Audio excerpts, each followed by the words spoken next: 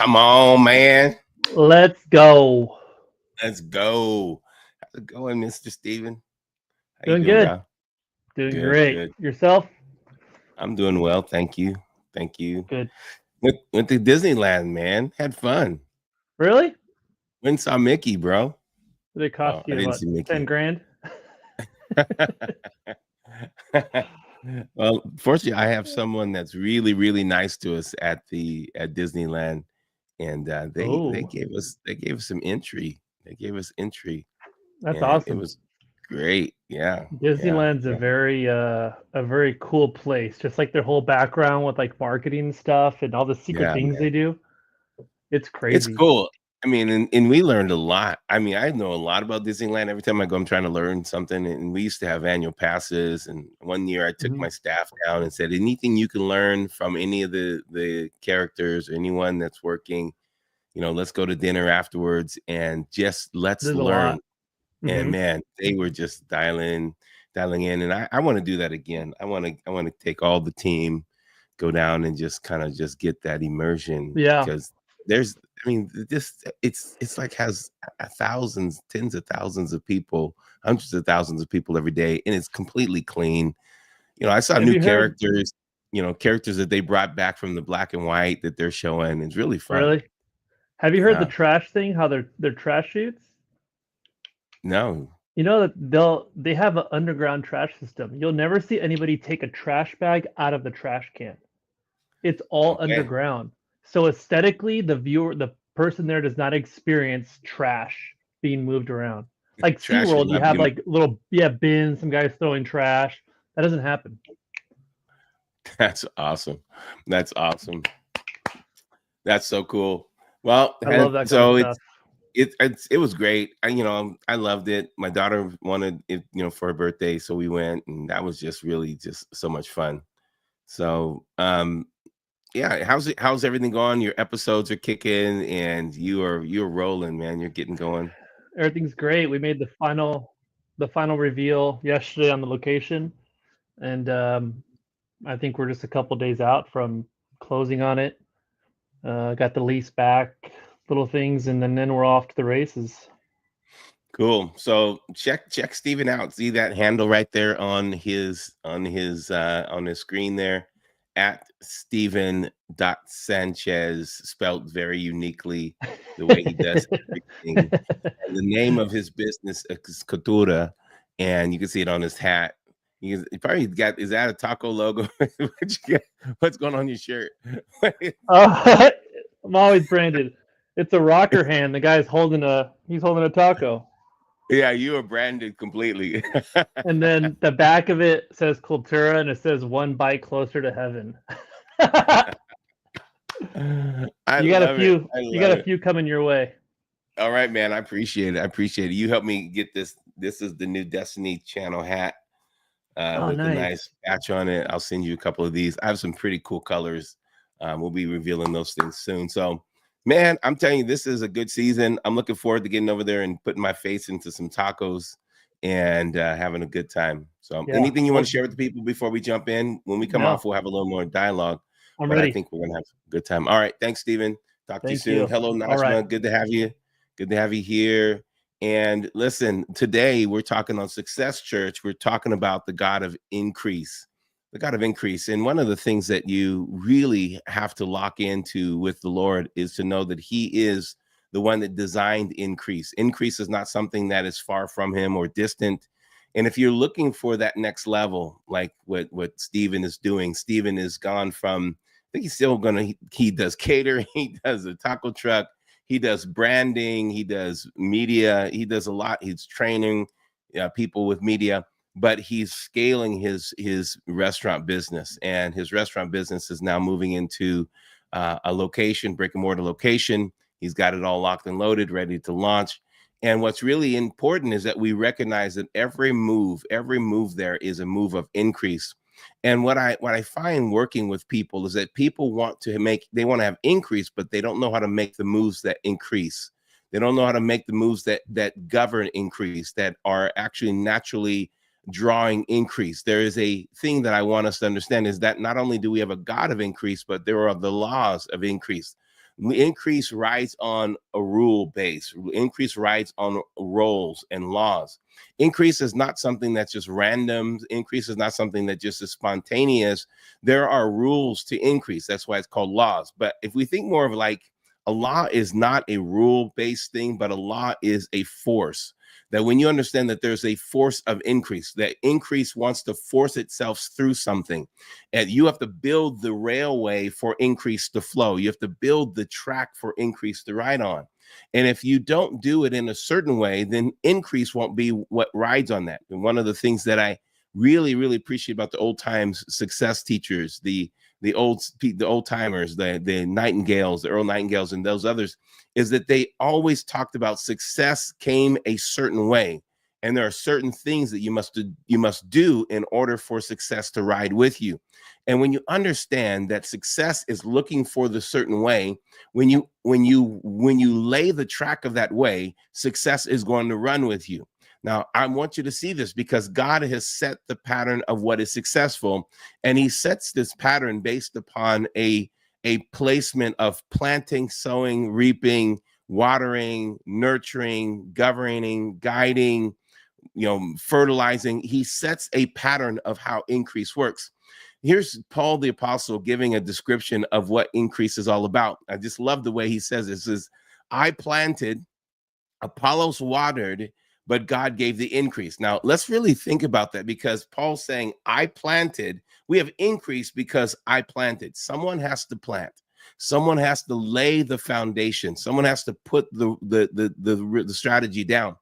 But it doesn't get wild. It stays singular. And this is where a lot of people go wrong when it comes to increase. Increase is not wanting to be wild. You may look at a field one day, it's mowed down one day, and it's just all the blackberry bushes are chopped back, and you come by a month later and it is just growing wild, and you look at it and go, oh, that's so wild. But it's not wild. It's very singular. All of it wants to grow up. All of it wants to grow. Every aspect of it wants to appear bigger than it was yesterday. It never wants to actually stop moving. If you see a blade of grass, it never wants to stop moving. You see blackberry bushes. We have blackberry bushes. And back in the day, I had to go back in there and try to weed eat those blackberry bushes. And I remember there was one year I was so busy. I just couldn't get to it. And I didn't hire someone to come and just chop them down. And we were traveling a lot. We were like months at a time on the road, and we were traveling to the nations. I'd come home and the blackberry bushes are just taking over my backyard. And then finally I'm like, I've got to hire someone in there. There was no way they could come in with a weed eater. They had to come in with a machete and they had to go and chop that thing down because it was just growing so wild. But it was huge. It wants to grow, but it grows very singular. Sometimes we get so interested in growth that we try to grow every direction, but we need to be singular. Stay in the focus. I planted, Apollos watered, and then there was an increase that came from God. And when you understand that everything is about staying with the singular, when we look at people who are successful, they are successful singularly. That allows them to be successful in multiple directions. When you look at someone like Stephen, he's successful singular. He's not trying to do a lot of things in his menu. He's singular in his menu. I mean, it's very singular, and he's expanding and branching because he's mastered the singular. Now, when you master the singular, that thing is going to continue to have its increase. Then you can add others. When you look at other people who are, Elon Musk, people think, well, what does Elon Musk do? Well, first of all, you have to understand he's singular. Before he's an innovator, he was a person of acquisitions. He's singular in his acquisitions. He's singular acquiring, and then he's singular in making sure that there's new innovations that take that to the next level. That everything is about this singular aspect. Why is that important? Because if you get too drawn out, too wild, you're going to actually miss the purpose of its growth.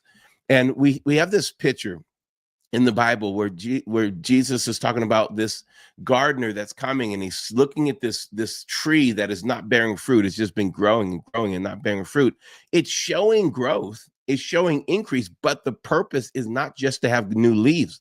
The purpose is to have fruit. The purpose is to have something that's edible, that's producing for someone else. when someone else is able to eat of what you're doing, then you're really producing. When you're just actually busy adding more fruit and adding more stock to you and just adding more inventory to you and just adding more, and no one can calculate the quantification or quantify what you're actually producing so that they can eat it, sell it, and there's no produce. Jesus looks at that tree and looks at that story, tells that story and says, this tree is needing to be chopped down. Well, the person, the husband that's taking care of it, the gardener is taking care of it, says, wait, give me some time. Give me some time. Don't get busy with chopping this down. Let me fertilize it. Let me get it. What is he doing? He's being very singular. Let me focus on what it's supposed to be doing. It's supposed to be bearing fruit. So what I'm going to do is I'm going to prune back a little bit. I'm going to prune back on the tree, the part of the tree that we don't want to bear fruit. We're going to prune back. And when you prune back, there's always singular. I'm cutting away to make sure that I can have the produce that I need. What is it doing? It's causing greater root growth when you prune back, and when you prune a greater root growth, because increase is always there. Increase is always pushing and trying to find something. And I wanted to say this to someone that's paying attention right now. You're discouraged with your prune back season, and you think your prune back season is a season of punishment. But I need you to understand that your prune back season is not a season of punishment. It is the season of trust. Trusting that you are going to have a root system that can handle the next season. And so when you have a prune back season, some things are being cut away, some opportunities are not coming the way you want. There's a prune back season. You're looking at your systems, you're looking at your processes, you're looking at everything you're doing, you're looking at maybe being a little bit more hands-on. Well, when you do that, your root system is getting stronger, and it's able to pull more nutrients from the ground and not waste them on extending realms that are not giving you produce. So it's cutting back from the things that are not giving you produce and giving you a greater stability for the next season so that you can produce like wildfire. So you can just go crazy. So when you understand that there's this season of pruning that's going to allow you to break out, then you go ahead and just celebrate the pruning, because pruning is not a punishment. You know what the punishment is when you really don't produce? It's cutting it down, chopping it completely down. Now, if you're not chopped down and it's not completely in a place where you're chopped down and destroyed, then you are still in a pruning season and there's still trust in what you can do. So he says, let me fertilize it. Give me some time. Let me fertilize it. Let me spend some time with the root system. Let me work with my system. We did this a while ago. We talked about this a while ago. But I want to bring this back to you because when I was praying for you this week, God says, I want to remind people that I'm in charge of increase. I'm the one that's in charge of your increase, that you aren't in charge of your increase. You're in charge of making sure that you are doing things in the proper way for increase to work with you. You're doing things in a certain way to make sure that increase is working with you. There's a lot of people that are busy right now. I mean, busy. People are burning out over and over. I mean, there's some people that have mega multi-million-dollar organizations, social media organizations. I mean, they have millions and millions of followers, but they don't like the produce. They don't like the thing that they're getting out of it. And so they're just chopping it. And that's because people are worn out and doing what they don't find life in. When you don't find life in something, it literally will drain you, even though you're finding fruit in it. And part of the fruit that you want as an entrepreneur, and part of the fruit that you want, this is why we're in Success Church today. Part of the fruit that you want in life is not just a lot of money, but you want a lot of money that you're able to have life in it, that there's life in this. It's that you don't want just a lot of something. You want something that's giving you life. There's people that have a lot of money. They have a lot of followers, but now they're saying that's not good enough because I want authentic followers, people that are part of my community, not people that are just watching me do things. I want you to know the world is shifting to this place of authenticity. And we've been talking about it, but it really is this place of authenticity where people really want to be able to look in your eyes and be able to get back to literally having relationships. There's so many people that are dropping hundreds of millions of dollars into AI and to produce in their businesses. And they're finding that their businesses are not producing because of AI. Just because they're more productive doesn't mean they're more authentic, which you still have your customer, which is a client, which is a person who is organic. And over time, they're going to want some authenticity. They're not going to want to have a robot serving them. They're not going to want to have some like camera eye just looking at them. And when you realize that that is going to actually bring you back to face-to-face encounters, that's where increase really happens, is when someone feels loved, when someone feels interacted, when someone feels contained with people, when people are connecting. And so you're going to have to know that increase is going to be how we're going to figure this thing out, because there's a lot of movement towards things that won't give increase, but they will give root system. When you're looking at AI in this season, don't look for increase, look for root system. It helps me build a greater system so I can have a greater connectivity. People want to build, you want to build something that allows you to have fruit on the end of it, where people are still able to eat it and enjoy one another. They thought years ago when we went streaming that movies, the going to the movies was done. You have to look at it. Go and look at it now. Check it out. Movies are blockbuster selling still. People are still going to movies. They're still having dates, because when it comes down to it, increase happens with other people. When he says, I have planted, Apollos watered, and God gave the increase, he's talking about a team. He's talking about a team. When you are going into your level of increase, you got to recognize what you do on the team. You got to recognize what you don't do on the team, and you got to recognize what someone else outside of your power does, which is God on the team. When you're looking at increase, don't look at increase. How am I going to get this thing done? Look at how is the team? What team are we working on? And I don't do every part. I don't do every piece. I'm not busy with every piece. When you understand that God loves increasing teams, when you start working with other people, God loves to increase teams. Where is he saying increase is happening? Increase is happening when someone's planting, when someone else is watering, when someone else is harvesting, when someone else, that's when increase is happening. When I was in California this week, I was met with a group of people that had been planting and sowing so much for the kingdom of God in Hollywood. And I felt like something was shifting in my conversation with them, that I needed to say this openly to Hollywood people that I was working with, is that you guys have been sowing for so many years. I need you to understand, I'm not here to sow, I'm here to reap. And it sounds almost arrogant, but there's got to be someone that shows up to harvest. There's got to be a harvester. There's got to be someone that shows up, because otherwise sowing. And there's a different mindset for the planter than the harvester. The harvester has a different mindset. Their tools are different. Their plans are different. Their ideologies are different. And when you understand that there's a season where you may be a planter, there's a season where you may be a water, but there's always a season where you're part of God's increase. And look at verse 7. Verse 7 is really powerful. So then neither he who plants is anything. So don't think of yourself in this high-minded thing, nor he who waters. We're doing our part. We're getting our things done. We're not the all in all. We're the ones that are helping God increase. This is what's really important. God who gives the increase. So if I'm starting a business and my business is taking off, and man, I have employees, 500 employees. I have now, we're doing $50 million of business every year. I can look and go, look what I'm doing. But I have to truly understand, I'm not anything without the God of the increase. Without the rules and the laws of increase that are actually functioning, I've learned how this rule, this law, this force works. And so guess what I've done? I built the train track. I built the tracks to run this increase to where it's supposed to go. So I can disappear as long as the system, the process, everything works. I don't want to be very visible in what I do, in the money making that I do. I don't want to be a visible person. I mean, I really want to be someone. I want to be visible in other aspects, but I'm not really wanting to be the visible CEO that's running something that's always visible. I want to let that thing run on its tracks, and I want to be able to go and do other things. I want to be able to actually put my hands to other things, because that may not give me life, but it may give me the increase that I need to go do life things. Why is this important? Because when the Bible says that he gives increase, the word increase is one of my favorite words in the Greek. It is the word oxano, which means he is the one that is going to grow it. He is the one that's going to enlarge it. He's the one that's going to grow it up, give the increase. Oxano is the kind of life. It's a kind of life that is only associated to growing things. Oxano is not the kind of life that's associated to something that's just living. It has to be increasing life. When you take a blade of grass and that blade of grass is growing, it is growing because of oxano.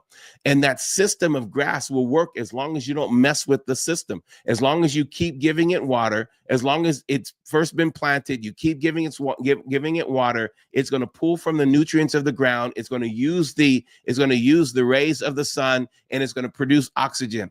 There is a system that works if you just do your singular part. Do your singular part, bring it to the table. What you do that well, do that with excellence. Find what else needs to be part of the increased system and realize that oxano, God wants to give oxano into your life. He wants you to know that there is a growth mechanism. Some people wonder, why isn't this growing? Why isn't this growing? It's not growing because it's not meant to grow. It's not growing because there's something that you're singularly supposed to be focusing on that's going to allow it to grow. And this is one really important statement. Oxana will not tolerate half-heartedness. Oxana will not tolerate half done things. Oxano is not going to allow you to just get away with throwing the dice and think it's going to win. Oxano needs the law to work with you, the law of rule, the force of rule that's going to say, this is done in excellence. This is done in the way that it is certain. It's a certain way. It's not in any random way. There's a certain way. And oxano will not play games with that. The blade of grass is functioning in a certain way. The tree is functioning in a certain way. If something is deformed, it stops functioning in a certain way. And guess what? Oxano chokes out of it. It removes its life out of it and it begins to die. If there's any element, I have a tree that's out in my backyard, and we're talking to the gardeners about it. This tree is actually designed, planted, ready to grow. There's a tree on the other side of the fence, which is, state ground, and that tree is like it's a big tree. It's a massive tree, and it is first like overshadowing the tree, but the smaller trees that I have, it's overshadowing them. And it's also the root systems are coming under my fence, and it's actually sucking the water that I'm giving that thing every single day. It's designed to work, but the environment is not protected. I need to find out how I can protect this environment, make sure it's going to get its water, because my sprinklers come on every day, water it, it gets them, but the root system of this larger tree drinks more. It drinks more water than the tree that's in front of it. It is constantly killing off my oxano. The oxano life can't come through it because the things that are necessary, that are singular in their necessity, are not making it. The tree is overshadowing it, so the sun is not beating in it. So it's just drying up and drying up and drying up and drying up. I either have to move that tree, or I have to get the city to move their tree, or I have to do something. There's got to be something. Otherwise, this tree doesn't have any life. The increase that is designed to receive is being choked out by the environment that it's in. Sometimes you may have to move your environment because the environment you're in is actually choking you out, choking out the oxano, the life that it's supposed to be giving you. Sometimes the root system is not getting the nutrients because something else is drawing and draining all of the nutrients that are associated to the water. You've got to look at it, what you can do. What can I do? And be singular. Think about each component. Think about each aspect. Well, is it getting enough sun? No, it's not getting enough sun because the branches are overhanging over my fence and they're killing out this other tree. So it's not getting enough sun. But I can't go and chop down the city's tree. I can't go and do it. Can you see me back at the? I would be having another oxano issue, right? There would be another problem. I can't just be in there chopping down trees. So then I'm looking at the second singular thing. Well, what is happening with the water that I'm giving it every day? Well, the city's tree is just sucking it up, just drawing it out. It's all being drawn up. It's dry around my tree because all of the water I give it just soaks into that. Now it's trying to do it to another tree. Now I'm looking at it going, this is something that I've got to change the rules, the laws. We've got to go and find some kind of other force to bring into play so that I can remove these other things. So this is where the master said, it's time to chop this tree down. Now, I can't go and do that because I don't own that tree and I don't want to get in trouble with the city. So we've got to figure this out. But the point of the subject, the point of the message is that you have to actually evaluate what's choking out your tree, what's choking out your business. If you can protect all the elements, and then make sure that it's getting the singular nutrients. It's not a lot. Needs to be watered, needs first planted, watered, make sure it has the sun, make sure the ground around it is fertilized. Just make sure you pay attention to the rules. Increase wants to work with you, but increase is not going to work with lazy, and increase is not going to work with just half-heartedness. Increase wants to work with you. You've got to learn to protect the growth. Protect the growth, because growth is designed to happen. This is the thing that I found out about God. Everything that we put our hands to, he wants it to grow. But oxano, life that gives growth, is not picky, but it's certain. And when you don't do the certain things a certain way, it's hard to actually get the growth you want. So you have to learn to plant, you have to make sure that you water, and you have to make sure that you look for oxano, look for the life and the increase. Is it producing for you, or is it producing for someone else? Is it just growing and taking up space and not actually producing fruit? If it's not producing fruit, then go and evaluate every aspect, 1 point at a time. Don't look at the overall thing and go, this is not working. One singular thing at a time. Tracy, you always say this.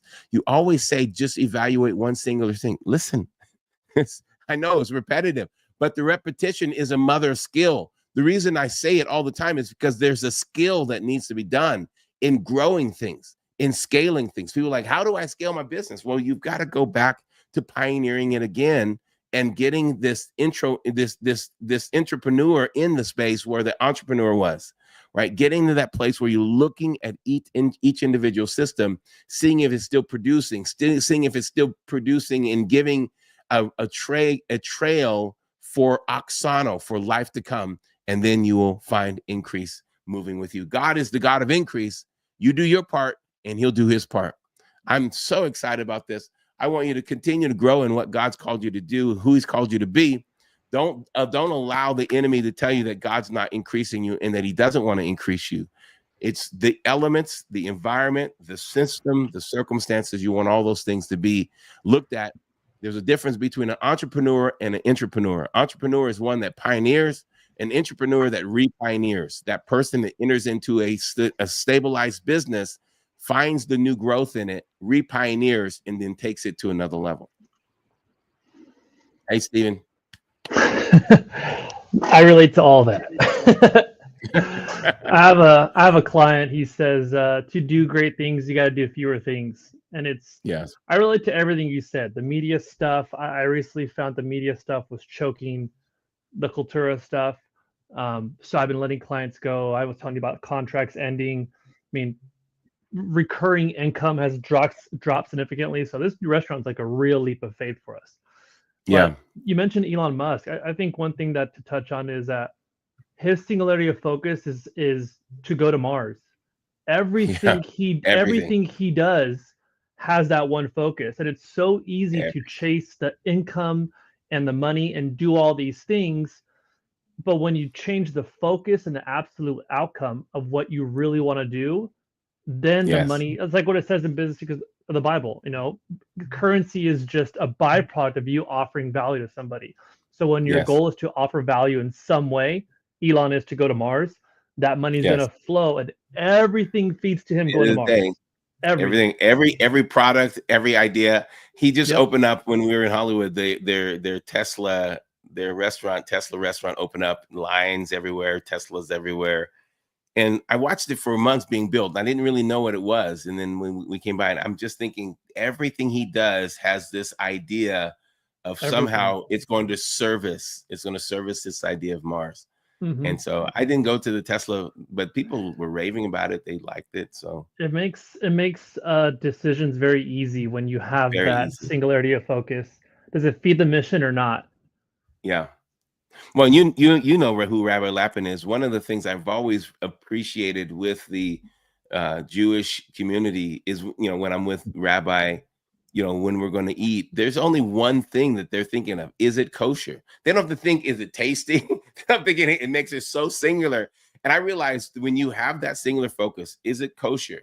You can actually go through everything and go, I remember, thinking to my kids, I wish I had a word like, is it kosher, when we're in the grocery line and they want to try every piece of candy that's there next to Can I get this? No, stop it. Put the candy ring down. I just wish I could say it's not kosher, and then they would just have to stop, but we don't have that. But they did, where it's not kosher. It creates a singular idea. And I think God's been doing that with us the whole time, because that's what protects the increase. Yeah, it's really good. So I like that. I like the idea that his whole singular idea is go to Mars. His truck, his batteries, everything, every aspect. So much so it was still a conversation when he was working at the White House. Yeah, like he said, and even where Trump was going to back him, like, we're going to want to go to Mars. We're going to be behind him, go to Mars. Like that's how focused he is, not just in himself. The whole world knows about it. Yeah, exactly. That's a good point. Thank you for that. And I love the even example of what you're saying with Keturah, is that you are actually like reframing everything, pruning back for the nutrients to come out of this singular, the singular aspect, and it's gonna be explosive. So I think it's quite exciting. All right, my man. Thank you. Thank you. Thank you, everybody. Thank you, everyone jumping in. I see all the comments. Appreciate you all. And we are going to continue Success Church Wednesdays at 11:30 Pacific Standard Time. Don't forget, like, subscribe, share. Send this off to someone. Make sure that they are also growing in increase. If you know someone that's been struggling in their business, send this off to them. We want to be a blessing to them. All right. This is Steven Sanchez and Tracy Armstrong signing off. We'll see you next time. Adios.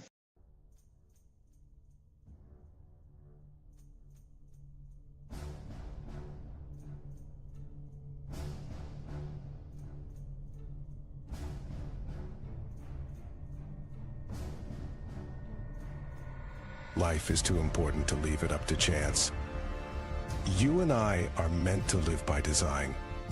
You are a guided person with a divine purpose. You deserve to have input that matches your destiny. Imagine engaging with a decentralized media platform whose very purpose is to empower, educate, and entertain you as you live the most powerful and purposeful life designed by God. You're walking with destiny, and we're here to help you on the road that God has ordered for you. Imagine a platform that hosts music, ministry, movies, and marketplace content, all merging faith and entertainment. Join the movement of musicianaries and media missionaries, those who feel the restraint of the current media agenda and know that truth needs to be fought for and revealed to the world. Your destiny is calling, and the time is now. Let's partner together to establish God's kingdom through media. Destiny Channel, where faith meets entertainment.